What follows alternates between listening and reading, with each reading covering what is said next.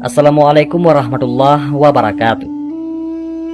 Sa'labah bin Abdurrahman adalah salah satu sahabat yang begitu patuh dan begitu mencintai Rasulullah SAW.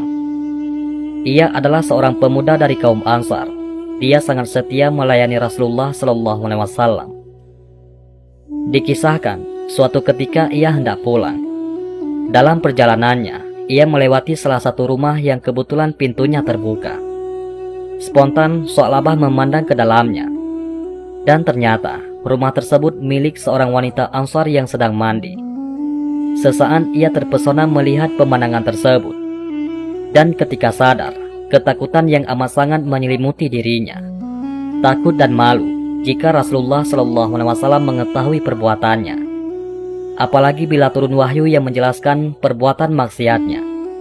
Karena itu, ia lari dari kota Madinah dan bersembunyi di pegunungan antara Madinah dan Makkah.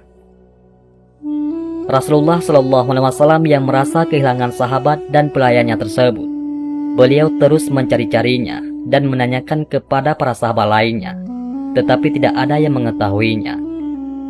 Setelah 40 hari berlalu tidak ditemukan, malaikat Jibril datang kepada beliau dan berkata, "Wahai Muhammad, sesungguhnya Tuhanmu menyampaikan salam buatmu dan berfirman kepadamu. Sesungguhnya seorang laki-laki dari umatmu berada di gunung ini sedang memohon perlindungan kepadaku."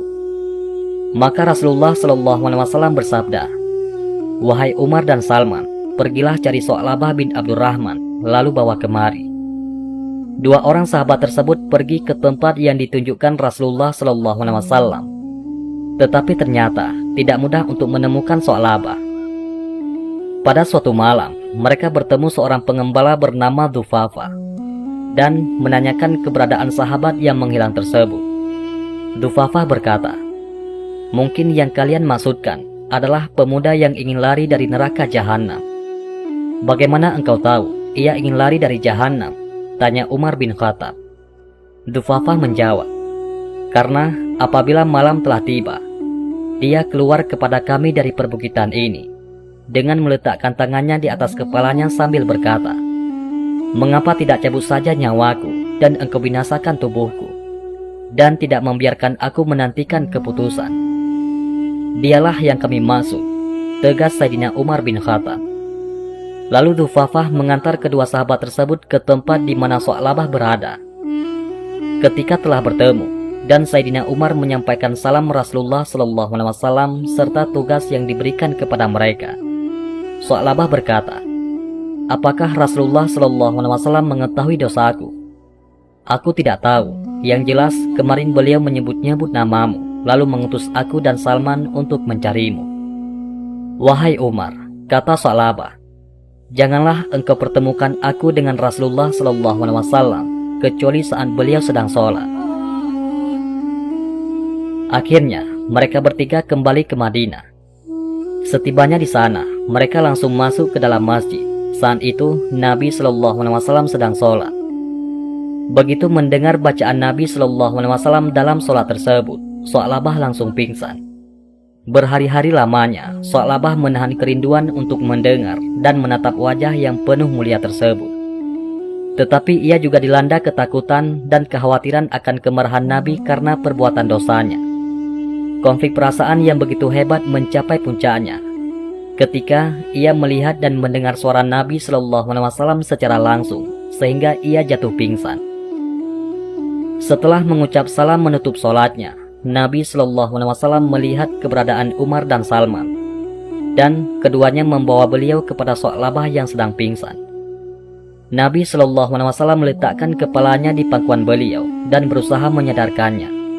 Begitu ia sadar, beliau bersabda, "Apa yang membuatmu lari dariku, wahai Sa'labah?" "Dosaku ya Rasulullah," kata Sa'labah.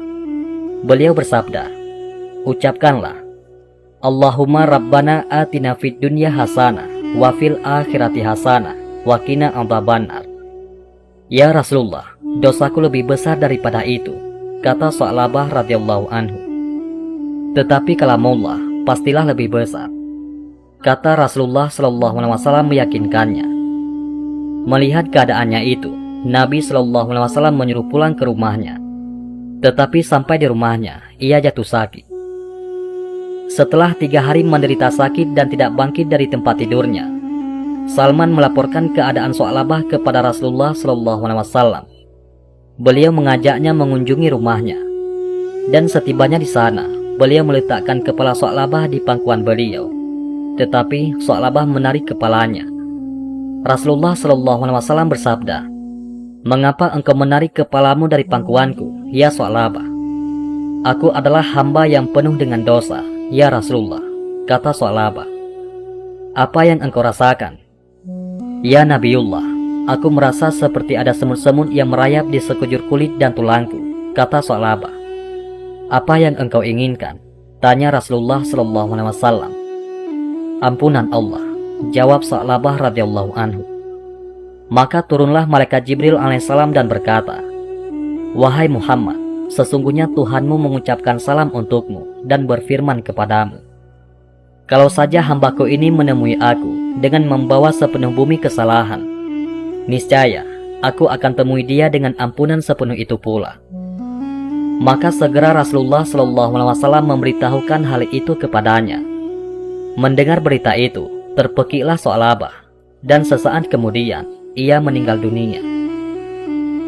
Lalu Rasulullah SAW memerintahkan agar Su'labah segera dimandikan dan dikafani. Ketika telah selesai menyelatkan, Rasulullah SAW membawa jenazah Su'labah sambil berjalan berjingkat-jingkat.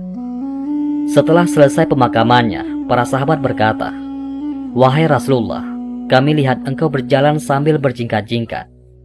Beliau bersabda, "Demi Zat yang telah mengutus aku sebagai seorang nabi yang sebenarnya, ini semua karena jalan ini telah sempit dan kakiku tak bisa berjalan seperti biasa, karena banyaknya para malaikat yang turun ikut mengantarkan jenazah ini." Itulah kisah Su'labah bin Abdurrahman radhiyallahu anhu. Sungguh betapa hebat dan agungnya kedudukan orang-orang yang mencintai Rasulullah SAW. Dengan cinta tersebut, maka semua akan mencintainya. Dan kisah ini juga menunjukkan betapa takutnya para sahabat akan azab Allah Subhanahu wa taala. Wallahu a'lam bishawab. Allahumma sholli ala Sayyidina Muhammad wa ala ali Sayyidina Muhammad. Mudah-mudahan ini semua bermanfaat. Assalamualaikum warahmatullahi wabarakatuh.